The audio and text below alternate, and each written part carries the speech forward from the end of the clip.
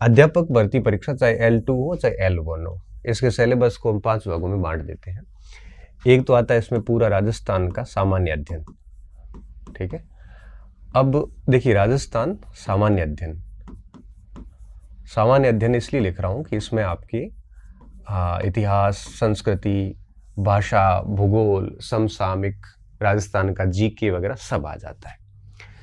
और राजस्थान का सामान्य अध्ययन, और सामान्य अध्ययन में आपको पता है कि क्या क्या रहता है। राजस्थान का ज्योग्राफी रहती है, राजस्थान का इतिहास रहता है, राजस्थान की संस्कृति रहती है, और राज व्यवस्था का भी एक आधा टॉपिक है उसमें, राज व्यवस्था,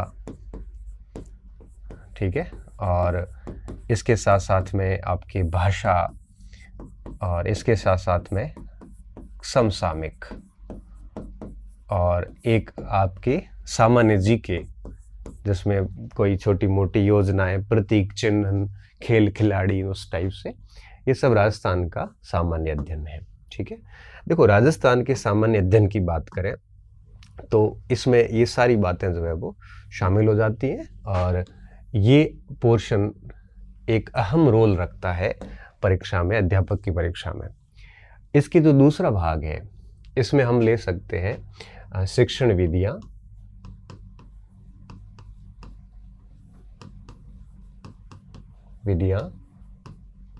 जो कि आपके शिक्षण विधियां प्लस एक ले लेते हैं अपन RT, राइट टू एजुकेशन, और एक इसमें और ले लेते हैं अपन शैक्षिक परिदृश्य,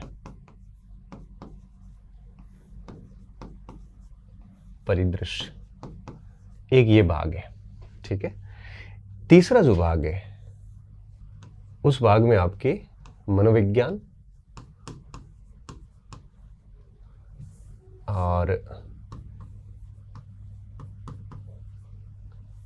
प्लस ICT ले लो, ठीक है, ICT। और चौथा जो भाग अपन ले लेते हैं वो है आपके विषय, ठीक है। विषय में आपके SST आ जाता, पर्यावरण आ जाता है, मतलब भाषा आ जाती है, जो भी है अब लिखूंगा नहीं विषय में, ठीक है, सब्जेक्ट। L1 में, L2 में कुछ इसी टाइप से है। तो अब देखिए आप, ये शिक्षण विधियां, मनोविज्ञान और ICT, और ये विषय, ठीक है। अब देखिए इसमें कितने कितने मार्क्स का कुछ रहता है, मोटा मोटा अनुमान बता देते हैं, ठीक है। सामान्य अध्ययन और ये लगभग आप मान के चलिए 160 अंक के आसपास रहता है, 100 + 60 अंक। आप कहोगे सर नहीं सर, आप इससे कम होता है, तो मैं कहूँगा देखो राजस्थान का सामान्य ज्ञान, भूगोल, इतिहास, संस्कृति, भाषा, ये रहती है आपके 100 अंकों की। फिर करंट अफेयर्स और आपके राजस्थान जीके वगैरह, ये 30-40 सवाल और हो जाते हैं, कुल मिला के 160 अंक हो जाते हैं, लेकिन 50-60 के आसपास लगभग बैठ जाता है।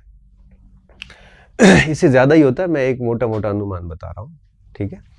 दूसरा है टीचिंग मेथड, जो कि 40 अंकों के होते हैं, ठीक है। और शैक्षिक परिदृश्य, RT वगैरह, ये लगभग 20 अंक के आसपास होते हैं, ठीक है। तो ये हो जाता है आपके 60 अंक।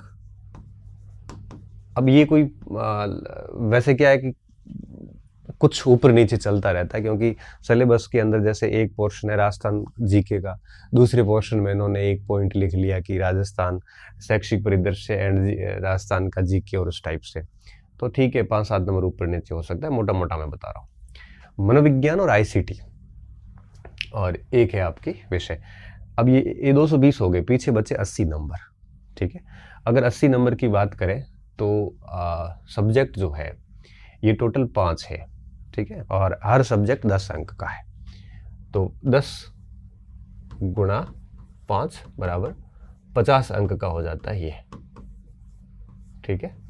और 30 अंक का, पीछे कितना बचा, 30 अंक का, जिसमें 10 + 20, 30 अंक का ये हो जाता है मनोविज्ञान, ठीक है।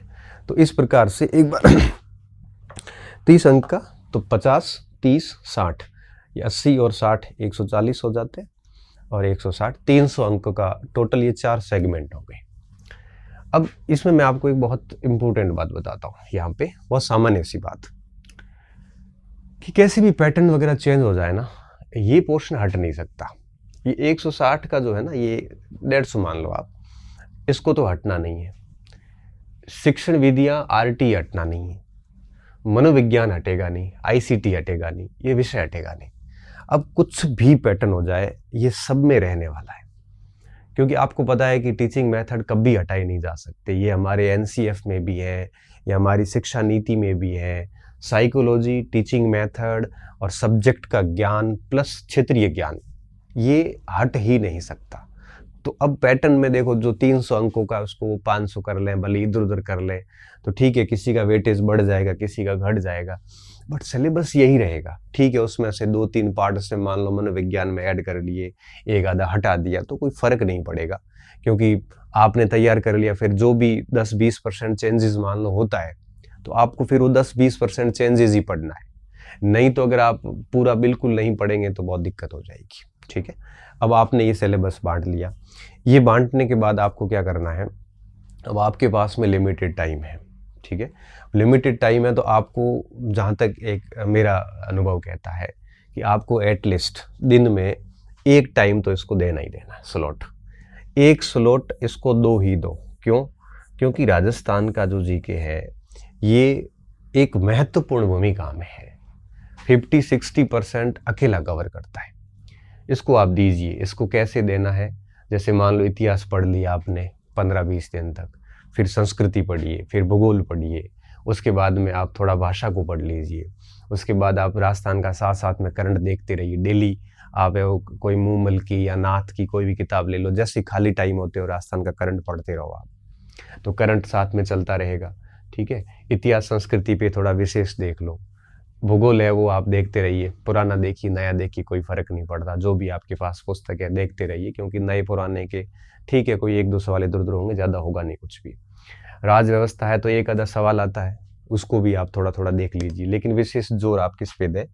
विशेष जोर आपको देना चाहिए इतिहास संस्कृति भूगोल पे। ठीक है, और भाषा है तो आपको पता है कि 11वीं-12वीं के अंदर राजस्थानी भाषा की किताब चलती है, वो पढ़ लीजिए, उसमें से भी 2-3 सवाल अच्छे से आ जाते हैं।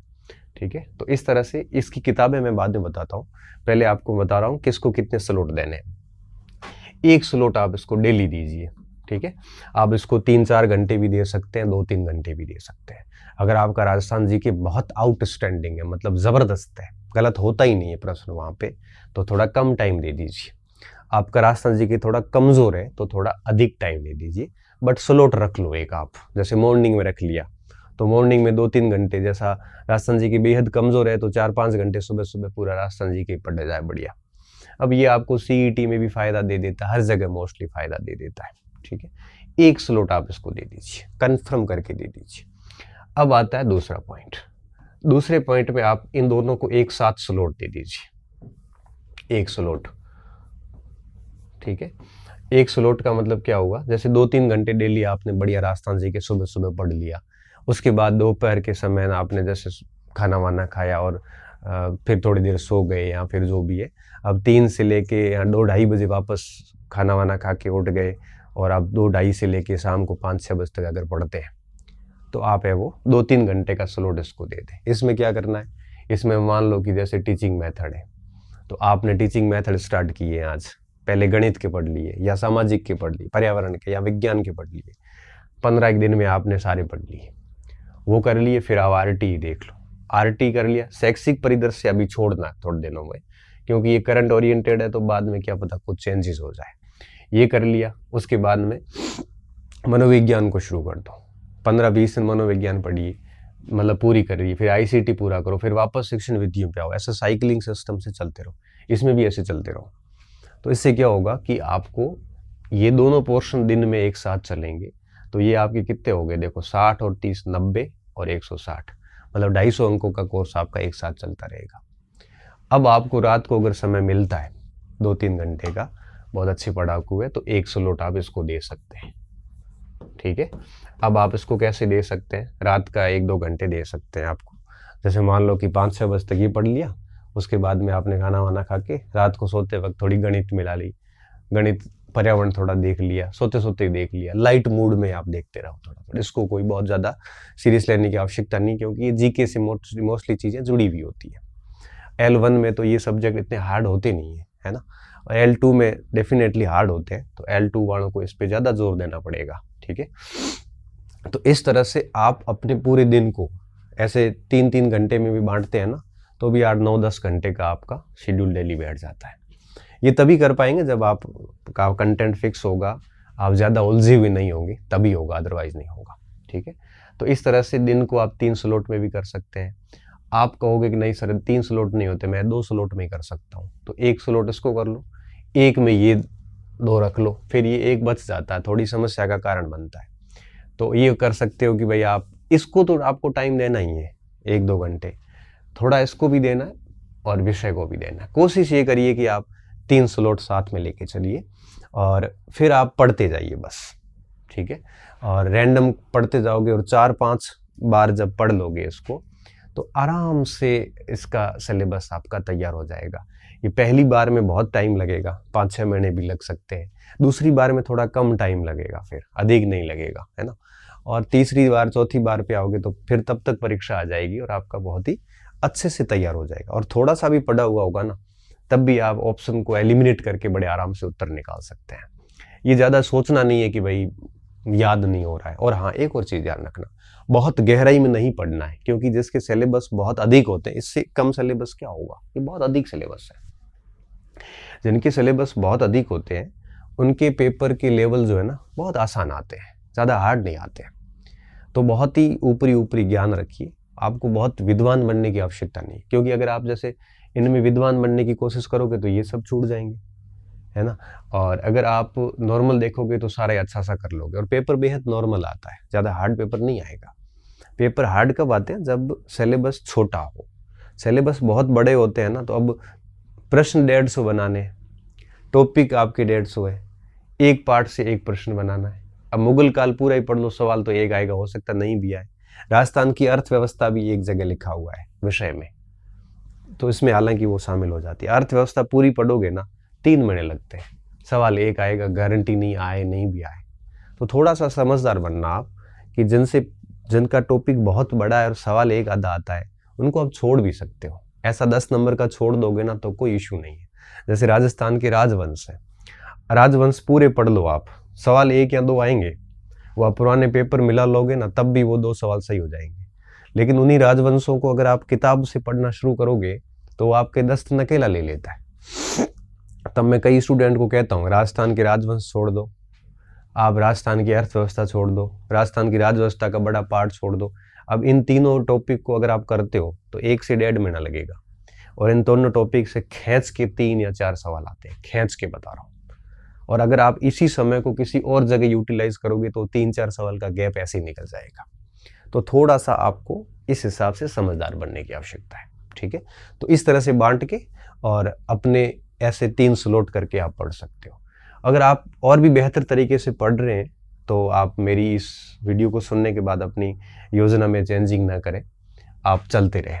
अगर आप भ्रमित या समझ में नहीं आ रहा है तो आप अपनी सुविधा के अनुसार उसको ऊंचा नीचा कर सकते हो। बाकी आपको पता है कि कोई एक योजना सभी विद्यार्थियों के लिए समान रूप से लागू नहीं हो सकती, क्योंकि सबकी क्षमता अलग होती है। किसी का ये पोर्शन बहुत अच्छा है तो वो क्यों स्लॉट देगा 3 घंटे इसको। तो आप अपने हिसाब से डिसीजन लेना, मैं तो आपको एक वे बता रहा हूँ जिसको आप फॉलो कर सकते हैं। अब बात ये आती है कि इनके लिए कौन सी पुस्तकों का सहारा लिया जा सकता है। ठीक है, हालांकि आजकल किताबें बताना बड़ा रिस्की काम हो रखा है, क्योंकि कोई भी लेखक नाराज हो जाता है, कोई वगैरह वगैरह। ठीक है, और हाँ, ये चीज़ें सेल्फ स्टडी वालों के लिए ज़्यादा सही रहती है, कोचिंग वालों के लिए नहीं, क्योंकि कोचिंग के जो स्टूडेंट हैं वो कोचिंग के अनुसार चल रहे होते हैं, तो उनको फिर ये शेड्यूल काम के नहीं है। क्योंकि उनके 1-2 स्लॉट तो कोचिंग में चले जाते हैं, फिर 2 स्लॉट बचते हैं। कोचिंग वालों को तो मैं सिर्फ ये कहूँगा कि जो कोचिंग में आपको पढ़ाया जा रहा है उसी का डेली रिवीजन कर करके चले जाएं। डेली रिवीजन करें उसका, जितना आज पढ़ाया उतना याद करके फिर दूसरे दिन क्लास में जाएं। कोचिंग के टेस्ट ईमानदारी से दें और कोचिंग के कंटेंट को ऐसा रट लें डेली कि लास्ट तक आते आते सिलेबस कंठस्थ हो रखा हो आपने जो भी अपने रजिस्टर में लिखा है। कोचिंग वालों को तो मैं यही कहूँगा, उनको इस शेड्यूल में चलने की आवश्यकता है नहीं, ना वो चल पाएंगे। ये शेड्यूल उनके लिए जो घर बैठ के पढ़ रहे हैं। अच्छा, घर बैठ के अगर ऑनलाइन पढ़ रहे हैं तब भी आप इस शेड्यूल को फॉलो कर सकते हैं। अगर आप ऑफलाइन कोचिंग में जा रहे हैं तो ये नहीं हो पाएगा। ये सिर्फ और सिर्फ उन स्टूडेंट के लिए जो सेल्फ तैयारी कर रहे हैं और आपके या फिर ऑनलाइन पढ़ रहे हैं, घर बैठ के पढ़ रहे हैं, वो अपने अनुसार टाइम टेबल बना सकते हैं, उनके लिए ठीक है। ये ऑफलाइन वालों के लिए नहीं है, क्योंकि उनके स्लॉट फिर कोचिंग के अनुसार चलते हैं। उनको तो मैं सिर्फ यही कहूँगा कि आप जो क्लास में पढ़ाया जाता है उसको आप डेली घर जाके वापस बढ़िया से पढ़ें, याद करें, और उसके पुराने पेपर्स जो जैसे राजस्थान जीके के आते हैं, दिशा वगैरह के खूब सारे आते हैं, उनको लाएं। जो टॉपिक कोचिंग में पढ़ाया है उसका घर जाके उसके सल्यूशन करें। उसमें से जो सवाल नहीं आते हैं तो दूसरे दिन गुरुजी को जाके पूछें कि सर आपने पढ़ाया है लेकिन ये आया नहीं, मेरे से हुआ नहीं, तो वो सर उत्तर बता देंगे उसका, और वो अपनी बुकलेट में उसको ऐड कर दें। तो इस तरह से कोचिंग के साथ आप चलते रहें। कोचिंग में जैसे 4 क्लासेस लगी तो जो कुछ लिखवाया है ना वो आप अगली क्लास आओ उस दिन तक वो पढ़ के याद करके जाओ, नहीं तो कोचिंग का कोई फायदा नहीं। और जैसे टॉपिक पूरा होता है तो अभ्यास प्रश्नों से अभ्यास भरपूर करके फिर दूसरे टॉपिक पे जाइए आप।